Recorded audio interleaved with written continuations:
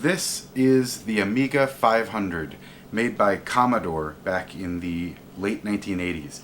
This machine came out in, I believe, fall of 1987, at least here in the US, and it was pretty remarkable. Now, this wasn't the first in the Amiga series. There was actually a predecessor of this machine called the Amiga 1000. Go figure that the 1000 came out before the 500.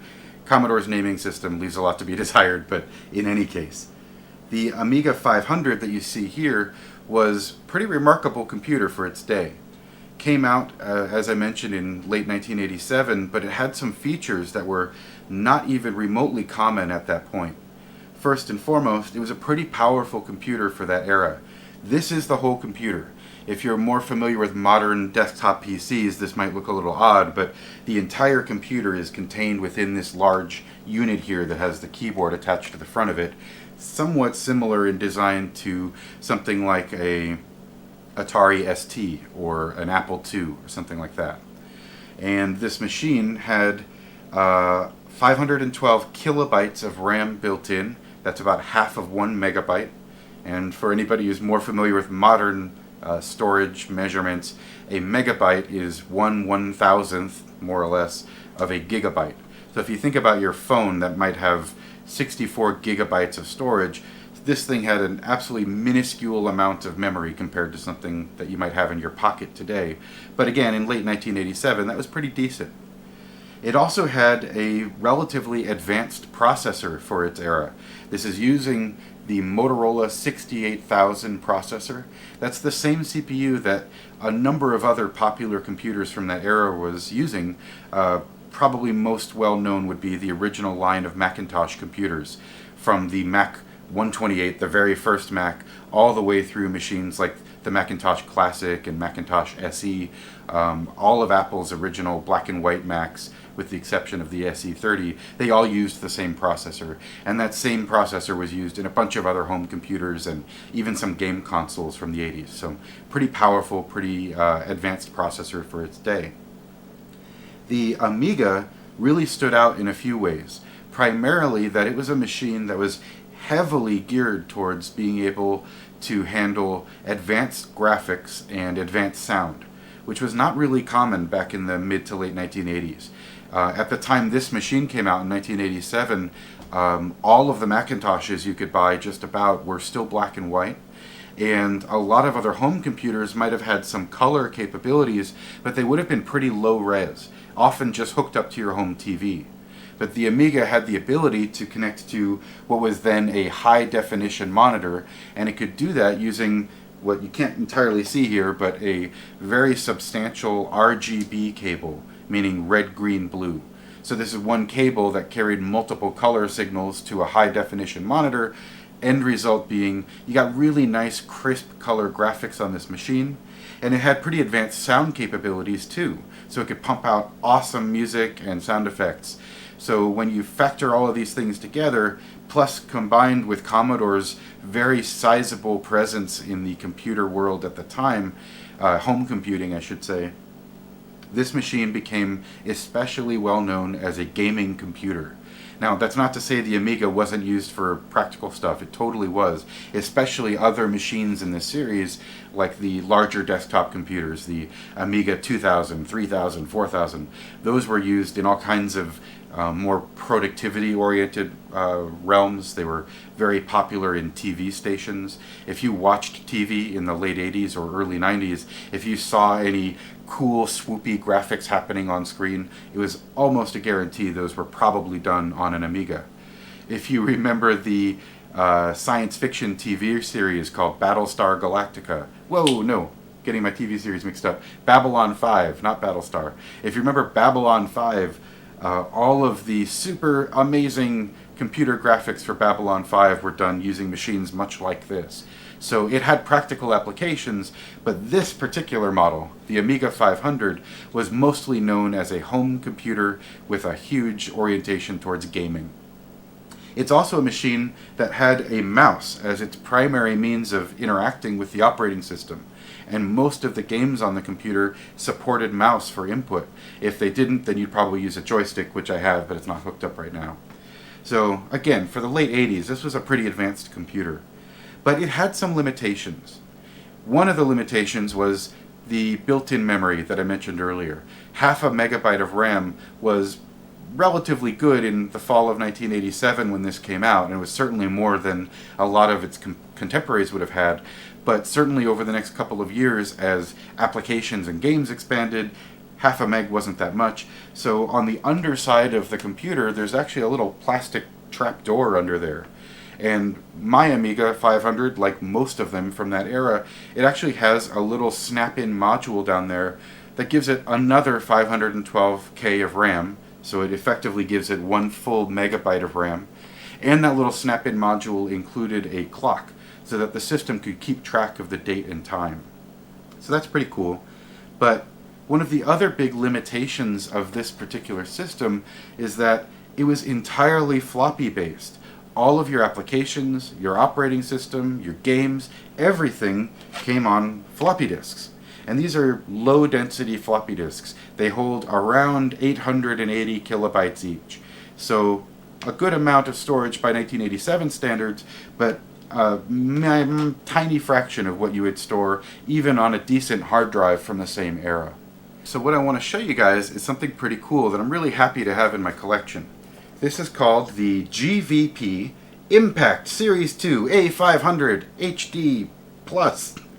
Alright, so the naming schemes for these products weren't so great. It hasn't aged super well from a naming perspective.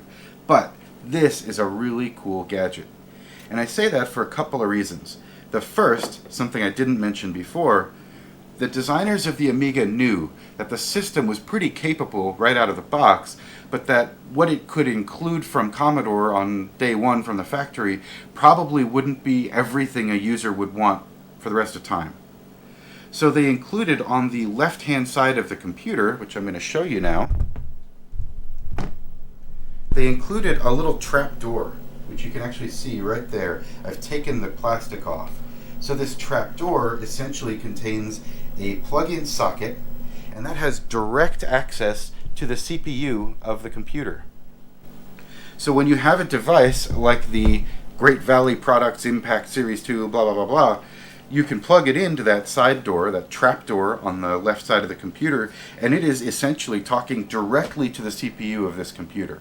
They are pin compatible. You're literally talking to the CPU. And so this company, GVP, or Great Valley Products, they had a whole bunch of accessories for computers in this era, and they primarily seemed to focus mostly on Commodore and Amiga gear. And so this particularly chunky little wedge-shaped gadget, it has a couple of main functions. The first is that inside it has memory slots, so you can expand the amount of RAM that the computer can address. And I believe it might have come with 1 megabyte of RAM, which, if you think about the trapdoor memory that I mentioned in here earlier, would essentially double what you had. But oh no, no, no. Mine has gone even further. Mine has 8 megabytes of additional memory, plus the one that's in the CPU. So my Amiga, when this is hooked up, essentially has 9 megs of RAM, which is 18 times as much as it's shipped with. So that's a pretty significant improvement just by slapping a box on the side of the computer. Even more helpful, inside this gadget, and the reason it's so chunky, it has a full-size desktop hard drive. In this case, it's a 40 megabyte Scuzzy drive. Scuzzy being the way you pronounce the old acronym SCSI, or Small Computer Systems Interface. That's dorky, don't worry about it. You can read about it on Wikipedia. But essentially, that was a popular form for hard drives and other accessories to connect to the computers back in the mid to late 1980s. So this is my attachment device. I've got the power supply for it down here, and when it's time to upgrade your Amiga, you literally just take this shoeboxy looking thing and you slide it right onto the side of the computer and give it a good little click, and bang, now my Amiga is upgraded with 8 megabytes of extra RAM and a 40 megabyte hard drive. Awesome! But there's one problem. The hard drive in this thing died. It's only a 40 megabyte drive. It definitely wasn't designed to last for 30 plus years, and it just doesn't work anymore. When I power it on, the hard drive makes some terrible whining and grinding noises. It doesn't spin correctly. You can hear the little read-write heads bouncing back and forth, but they're making very unpleasant noises. So there may be some hope possibly of trying to get it working again, but I honestly kind of doubt it. So I could just have this hooked up. I could leave it plugged in and just get the benefit of all that extra RAM, which is cool for programs that use it, but I'd still be stuck doing everything from floppy disk, which frankly kind of sucks. It's no fun having to constantly swap floppies to get anything done. I really want a working hard drive in this machine. But I don't want a hard drive that's going to fail just like this one did, because all my other Scuzzy hard drives are 25, 30 years old too. So swapping this out with something that's just as likely to die isn't such a great idea. So I have a different plan, and I'm going to show you guys something really awesome next. Let me step away for just a moment. Alright, so back again, and as I was mentioning, I wanted to show you guys something really cool, and it's this tiny little circuit board. I'm going to bring this a little closer so you can get a good look at this, but essentially this is a device called a Scuzzy to SD, and essentially what that means is this thing will accept a Scuzzy connector on the back end of it, just like what's inside my Amiga upgrade here, but it will use some very clever modern circuitry to allow that Scuzzy connection to talk to a modern SD card. Solid state memory, no moving parts, way more reliable than a 30-year-old piece of spinning metal. And it also has an external socket, so if I wanted to, I could mount this in another case and plug it into the back of this device and have them all chained together. That would be really cool if the hard drive in this was working and I just wanted to add some more storage space. But since the hard drive in here is completely dead, I'm going to try something I've never done before on an Amiga. I'm going to open this thing up, I'm going to take out that dead hard drive, and I'm going to mount this inside, and hopefully the very old, very flaky software that this device came with is going to be able to recognize this thing as if it were the hard drive this came with, and let me format it and partition it and install the Amiga operating system onto it. I've done this a couple of times on some of my older Macs using the same type of device, and it worked amazingly well.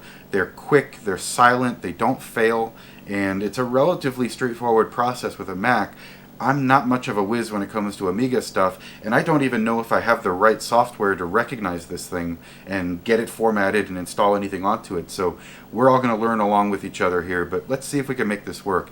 If this goes well, by the end of this project, I'm going to have a 30-something-year-old Amiga that's essentially using a modern solid-state drive to store its operating system and software, which would be awesome. So hopefully this works out, and even if it doesn't, I'll probably learn something along the way. I hope you guys enjoy following along.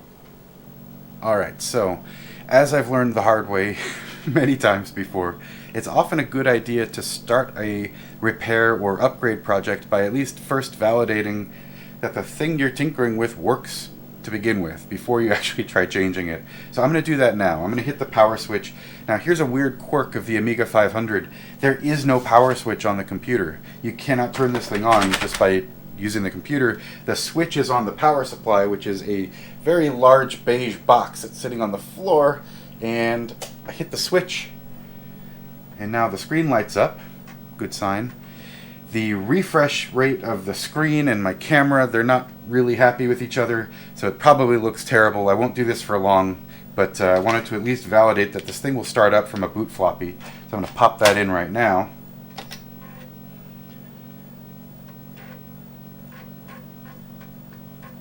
I hear it grinding away. And there we go. Now we're getting the boot sequence. We can see Amiga DOS is starting. Tells me that this is the Workbench disk. Workbench is sort of the name of the desktop interface on an Amiga, sort of analogous to something like Finder on a Macintosh. And it's also happily informing me that it's the 4th of January 1978, which is a pretty good sign that my clock is dead. And for all of you Amiga fans out there who already know this, don't scream at your computer.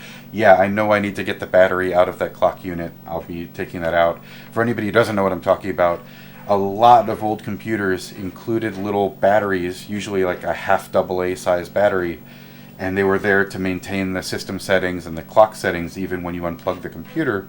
The problem is those batteries were not designed to last 25, 30, 40 years, and so a lot of them have started leaking their battery acid. Battery acid being very corrosive, it'll eat through the circuit board, destroy computers, ruin lives, it's terrible. So yeah, there's a never-ending campaign for people to get the batteries out of their old computers. I will be doing that here. I'll probably make a video of me doing that because it's a good idea. But hey, here we go. We got the machine booted. You probably can't see that very well because of the refresh rate flickering on the screen, but here in person it looks great. So that's fine. I'm happy. That's all I wanted to know. I'm going to shut the computer down now, and then we'll start seeing if we can get the upgrade to the Scuzzy SD, Scuzzy 2 SD going in this device here. Alright, so we're back again. Here is the Great Valley Products external hard drive and RAM module for the Amiga. Got my screwdriver, got the Scuzzy 2 SD over here. So step one, I'm going to grab a soft cloth so I don't scratch up my dining table here, my super high-tech workshop. And to begin with, I just want to get the top of the external enclosure off, and there's 3 screws required to do that. Set those aside. There we go. And now when I flip this back over, the top should come off, but I'm going to be really careful because there's actually 2 power cables connected between the top plastic and the internal systems, and I don't want to rip those out, so I'm going to be really gentle here. There we go. There's 1 cable, and this goes to the switch I'll explain in a moment. And then the second cable back here is for the fan. Now, oddly enough, the fan in this device is a really good idea because these mechanical hard drives will get pretty warm. This fan does not work. So my natural inclination is to replace it, but it's actually glued in here. I don't think it was designed to be replaced. So I'm going to need to do some homework and see if I can extract the fan without causing harm to it. But then again, maybe I don't need to, because this thing has no moving parts and it will definitely run a lot cooler than this thing ever did. So maybe it's a moot point. We'll see. And then this wire goes to this switch on the front. If I bring that a little closer, maybe you can see that. But the switch lets you select between game and auto boot. Game switch essentially turns this whole thing off. It essentially cuts off the hard drive, and I think maybe even the RAM. I need to double check that. But in other words, it just puts your Amiga back into its natural state so that games that were not designed with all of this razzmatazz in mind will still work exactly as they were meant to. You boot from the floppy, the game came on, and you're happy and everything's good. Or you can set this to auto boot, and now the Amiga will attempt to boot from the hard drive that's inside the Great Valley Products device. So that's pretty cool. And if I hold this up here, you'll see it's a pretty nice sturdy metal chassis. We've got the 2 RAM slots that I mentioned here, the four slots, which in mine are filled with 2 sticks. And I believe each of these sticks is a 4 megabyte stick, which is the maximum amount this computer can deal with. I could put more RAM in the other 2 slots and I think it wouldn't actually recognize them. And there are some jumpers here so you can tell the system how much RAM is installed.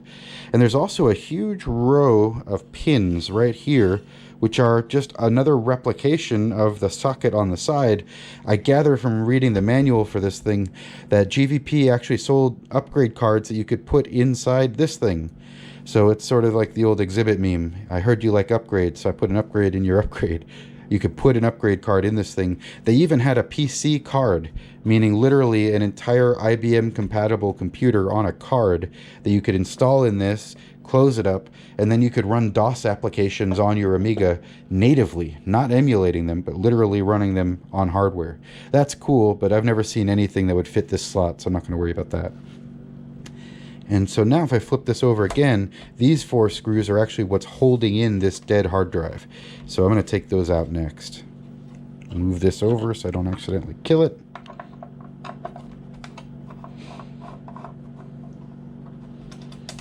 And there we go. And these hard drive screws have a flat bottom on them, so it'll be easy to tell which are which. Nice. And now I can feel that hard drive is coming loose. Flip this over again, and it feels like it wants to come out of here. Just want to be really gentle with it. I don't want to break this device. I don't know where I would find another one. There we go. Interesting. So it looks like it's held in with these standoffs here, but these are finger tight, so I'm just going to try untwisting them by hand. There we go. And I should also mention, I guess, You might have noticed when I was showing the Scuzzy to SD adapter that I'm going to try installing in here, I only have a 512 megabyte SD card in here.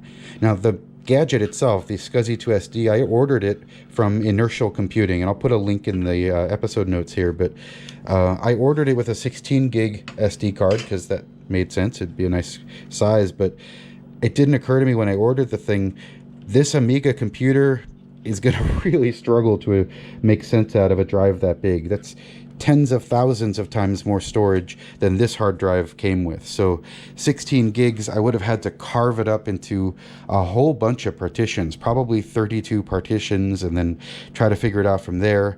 And there are some quirks with the Amiga operating system where the more partitions you have, the more system memory it needs to hold them all, and it would just bog everything down. It's more storage than I need.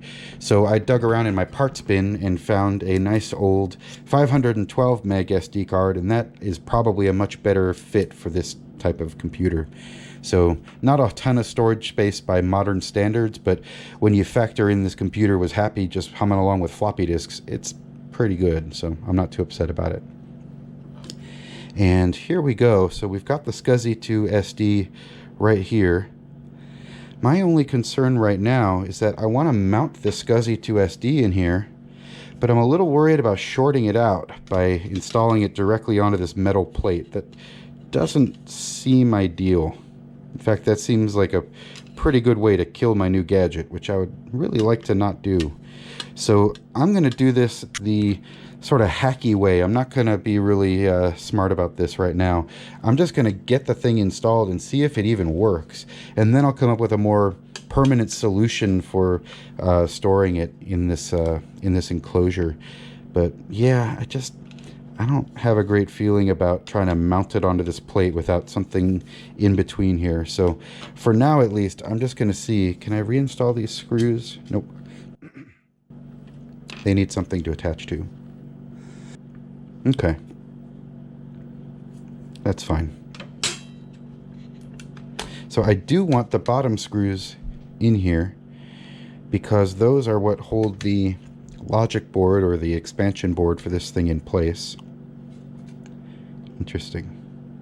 Oh, I bet this is the ROM chip for this device, and I'm noticing that because I think there's actually somebody online who sells upgraded ROMs, read-only memory modules for this device that make it easier for it to address much larger, faster, more modern drives and memory cards, but I'm not going to worry about that right now. That's a project for another day.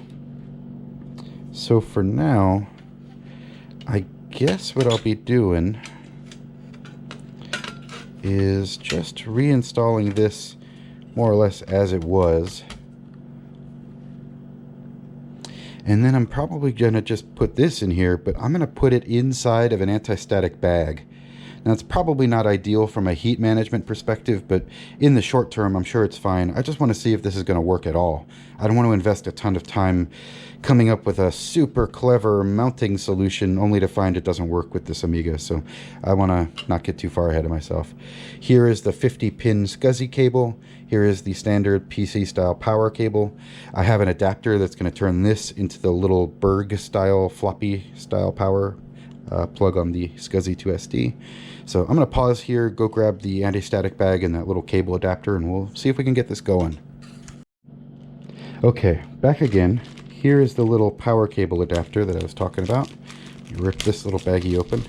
So this will convert the big fat hard drive style power cable here into the much smaller Berg style, I think that's what this was called, power cable adapter. My words are not working. It will make it work.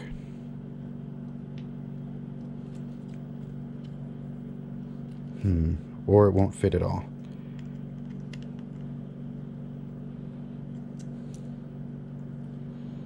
There we go. Just a real snug fit, but it did click in there, so that's good. And now I connect the Scuzzy cable to the SD adapter. That snaps right in. And now, because I like living dangerously, I'm just going to put this whole thing in the plastic bag and just count on the plastic bag to keep it from shorting out. Again, not a long-term solution, but I can live with it for the moment. There we go. Okay, cool. Let's see if this all works. I'm going to move my screws out of the way. I'm going to put my camera back on the tripod, and let's see if we can find out if this is even functional. So I've got the device itself, the Scuzzy 2 SD, hopefully safely wrapped up inside the anti-static bag. I got the wiring for the switch that controls what mode this thing sits in connected. I've got the fan hooked up again. Now, the fan, to my knowledge, has never worked in this device, and it's glued in there, as I mentioned earlier, so I don't know if that's going to be helpful or not, but I figured it's possible that the GVP may have some kind of way of detecting if the fan is connected or not. Protect itself against overheating. I don't know. I'm not going to chance it, so I've plugged it back in. And I've got the whole thing attached back to the side of my Amiga. So I'm going to put the camera back down here. Now I have actually switched cameras in between shots here because I've noticed, for whatever reason, my iPhone is much happier and does a better job of recording video on a CRT compared to the GoPro that I was using at the start of the video. So since we're going to try to get the Amiga to recognize this new quote-unquote hard drive, I figured we'll switch to the iPhone. Maybe we'll get a better image of what's happening on screen.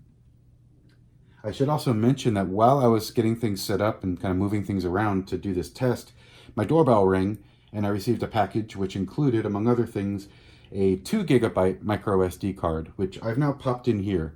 So I think I had shown you guys a 512 megabyte card earlier, which is fine, but I figured 2 gigs is probably the upper limit of what would make sense, and it might be best if I had a little extra space so I can make some partitions if I get this thing working, so I can have one for boot up and one for games and one for applications or whatever. So if all goes well, I'm going to try to create 4 512 megabyte partitions, and it will feel as though I had 4 very fast hard drives connected to this old computer. So I'm going to turn on power to the Great Valley Products sidecar. I'm going to give that a moment to come up to speed. And then we're going to turn on the Amiga, and I'm going to try to boot from the utility disk that I think will hopefully recognize this thing and help me format it. So cross your fingers. Here goes nothing.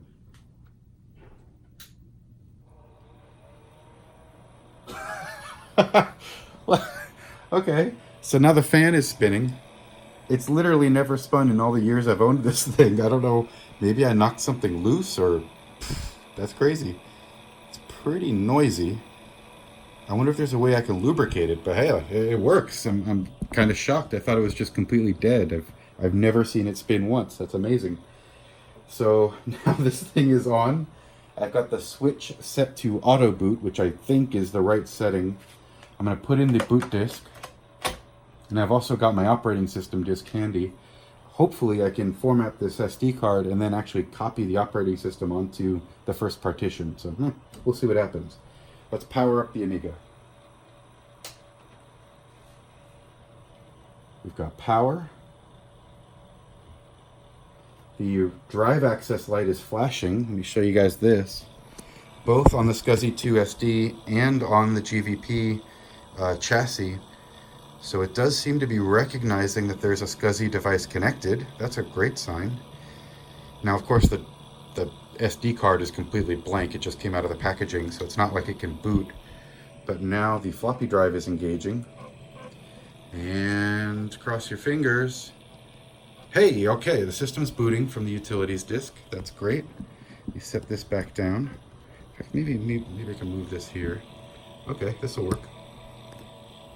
So it's essentially asking me, do I want to run the formatting software called FastPrep? I'm going to say Y for yes. And now it's loading that drive formatting tool.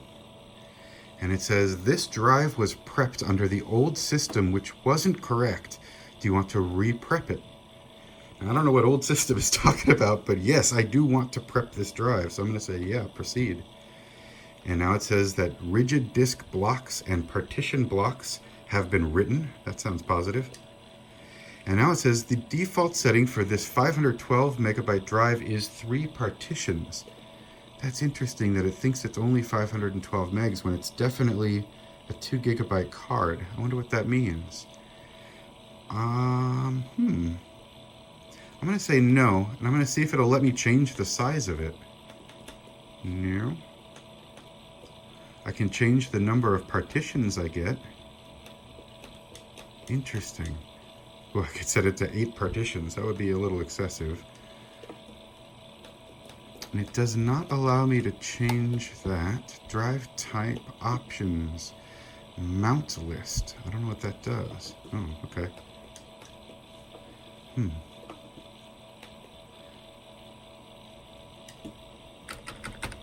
2048 should be the correct size, but it doesn't like that. It still thinks it's a 512 megabyte card. Very strange. Oh, I know why. I know why.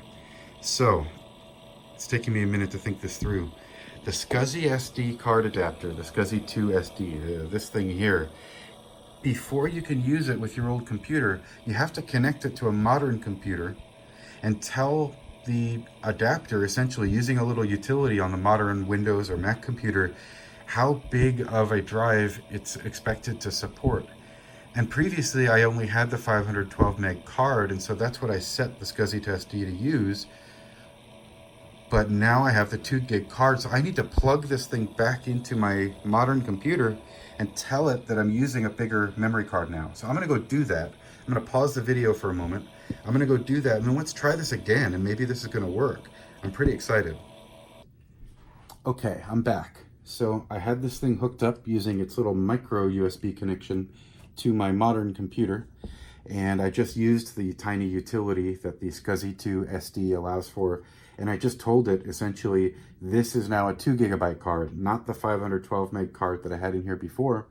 And then I set that as the new default setting for this device, so it now knows how much storage space is on the card, which I think will now get reported to the computer, and hopefully the utility software will pick this up, and it's sort of a domino effect. And I don't actually know if this 30-year-old hard drive configuration tool will even be able to comprehend the idea of a hard drive with 2 gigabytes of space, given that 40 megs, 80 megs was a pretty vast hard drive at that time. So we'll see.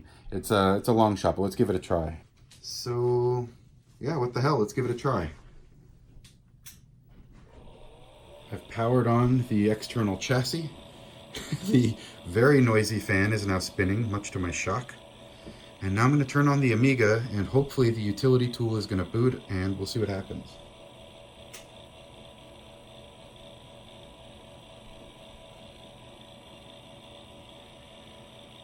And as before, we've got some blinking activity going on here. At least we did for a moment. Both the adapter and the chassis itself are blinking, which tells me the system is saying, hey, what's up? Is there a bootable drive over here? There isn't.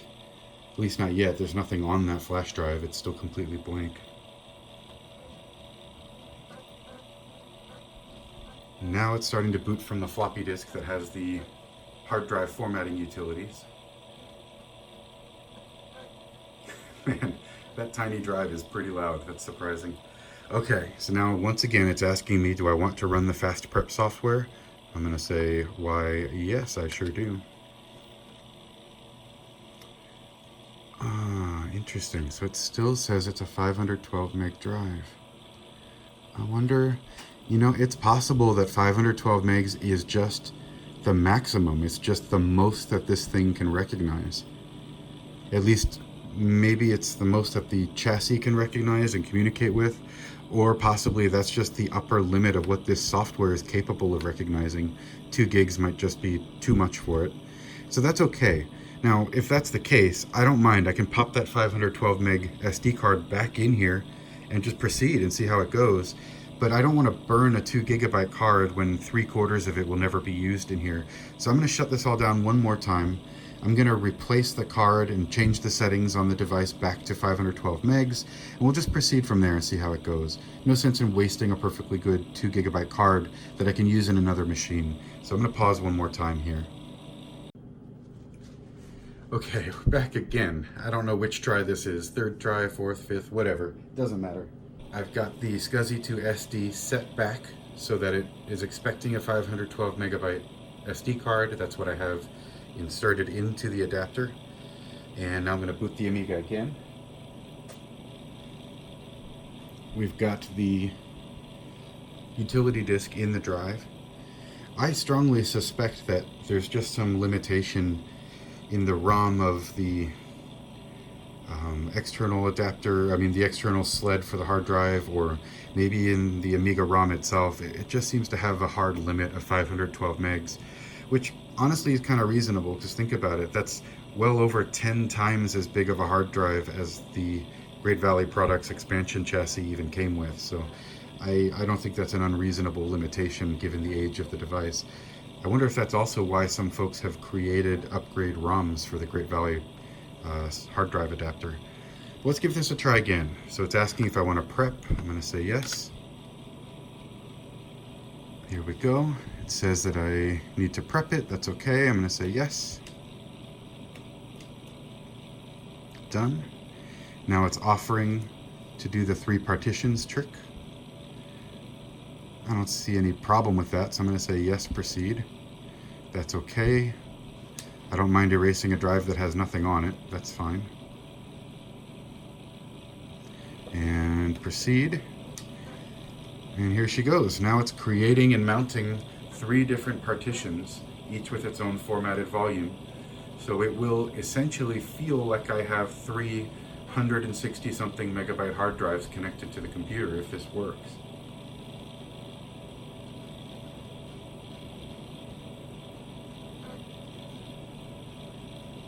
And it's asking if I want to copy anything to the default partition. I want to say yes. And I'm going to put in my system disk, my workbench disk. I want to try to create a bootable partition. So I'm going to say, yeah, copy from the internal floppy drive to hard drive 0, essentially the default hard drive. Yes, please. And now it's asking me to replace the install disk.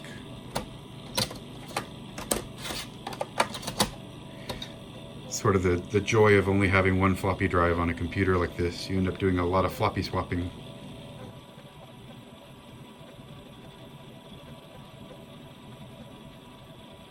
Now I'm getting a ton of read-write activity on the Scuzzy to SD adapter, which makes me wonder if it's not just copying the utility disk over, even though that's not what I was trying to do. That seems very possible, but let's see what happens.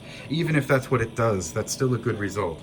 If I can boot to the utilities straight off the SD card, then that tells me I'm in great shape and I just need to get a copy of the full OS installing disks and install it that way, which would be fine. I'm just going to do a little happy dance if I ever get this thing to actually boot from the SD card. Even if it's not booting into exactly what I want it to, that's still going to be awesome.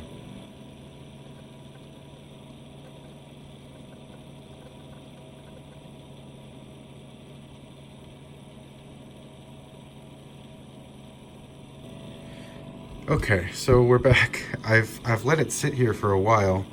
I no longer see any floppy activity, and I'm no longer seeing any read-write activity on the Scuzzy to SD. I'm not sure if it froze or if it's just waiting for something. I don't see any indication that the system is doing anything. The mouse is still active, but otherwise it's not really doing much. I can resize the window, that's very exciting. So I guess I'll try rebooting, and I'm going to take out the floppy disk and just see how the system behaves. Let's see what happens. So now I have no floppy in there. The Scuzzy adapter is hooked up. Hey, it's blinking a bunch. What? It worked. It just booted straight off the SD card. Now granted, it didn't boot to the desktop that I was trying to install, but still, that's freaking awesome. I'm going to say yes, I want to run fast prep. And now it's asking for the boot disk. Very cool. And I'm going to just continue on as I was before. Yes, proceed. Yes, proceed.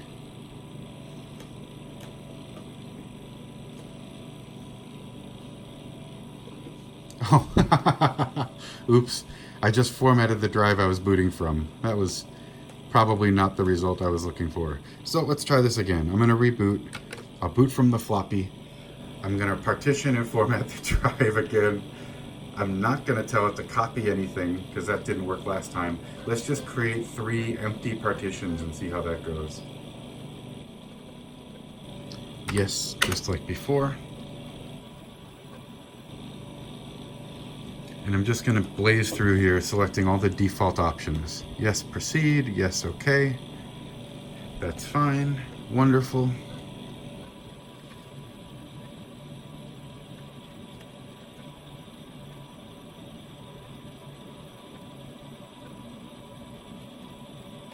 All right, and there you have it. It worked.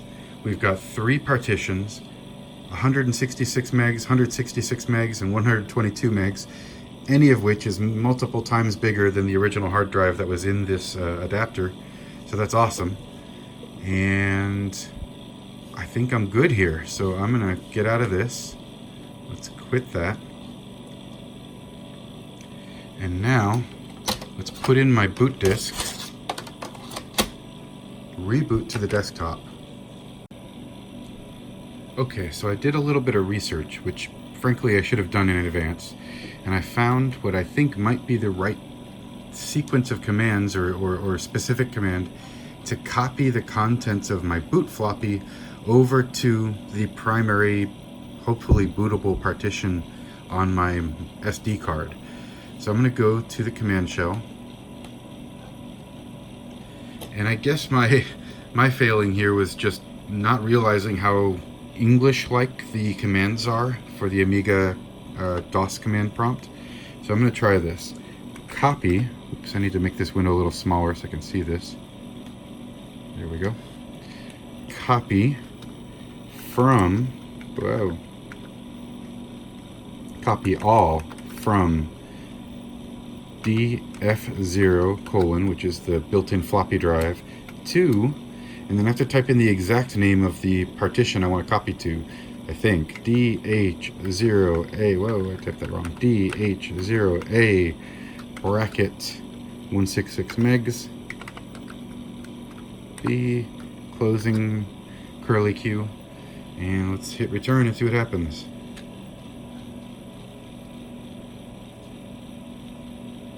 I don't want to copy to the floppy disk. I cancel that. Did I do this in the wrong order? Oh, I forgot a colon after the drive name. That's why. There we go. It probably thought I was trying to create a folder on the boot floppy called that, but that's not what I want. So let's try now. Hey, it's working.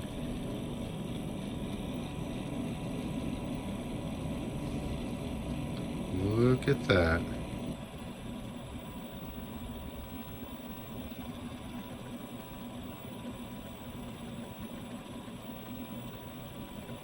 And this is especially meaningful, I think, because it's not just copying the 5 or 6 icons that I tried dragging over previously.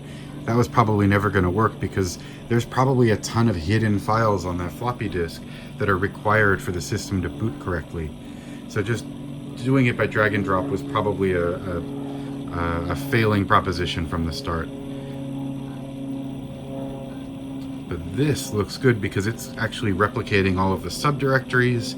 It's copying all over the copying over all the device drivers that it needs for the mouse and the clipboard and all kinds of stuff, RAM drive and everything.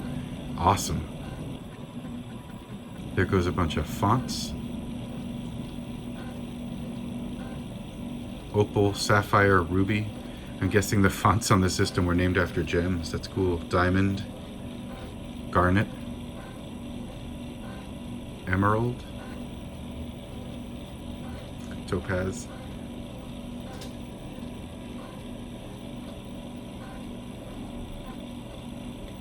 Here are some system libraries, translators, looks like a mathematics library, all kinds of stuff. And yeah, these were not likely to come across just by drag and drop. It's a pretty interesting operating system that I clearly don't know very well. But hey, that's why I do these projects. It's fun to learn about this stuff. It's always pretty interesting. Okay, so the copy is done. So I'm going to eject my floppy disk. And let's try rebooting the machine. And if this worked, We should boot from the Scuzzy to SD adapter. 1, 2, 3, go!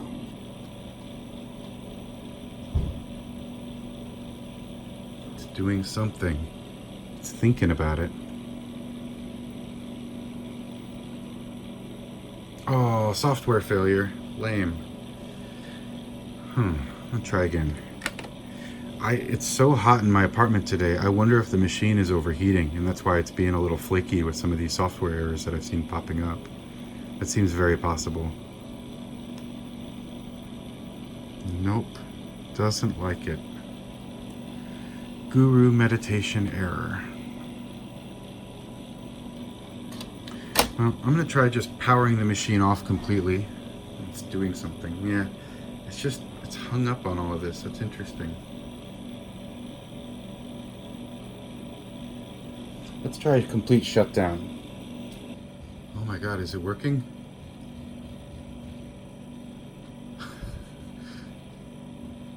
It's doing something. Oh, it worked. It worked. It worked.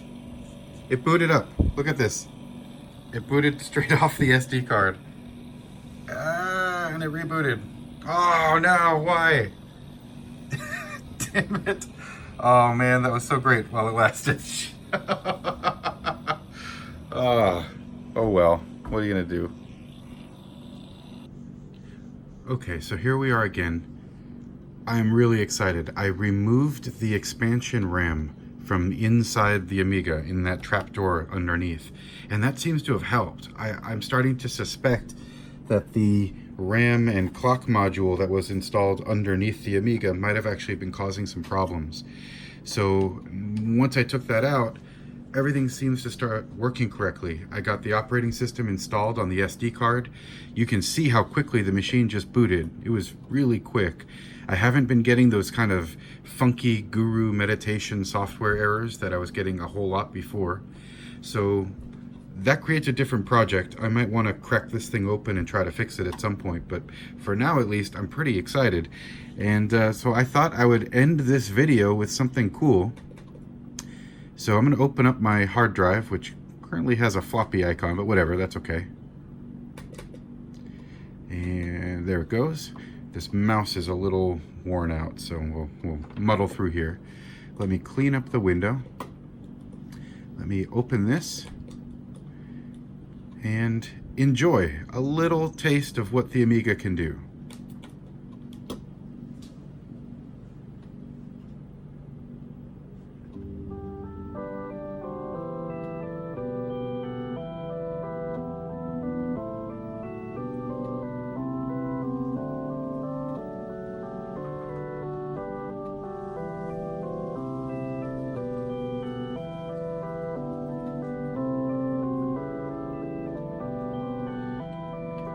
Now that you've gotten that, let me end with something else.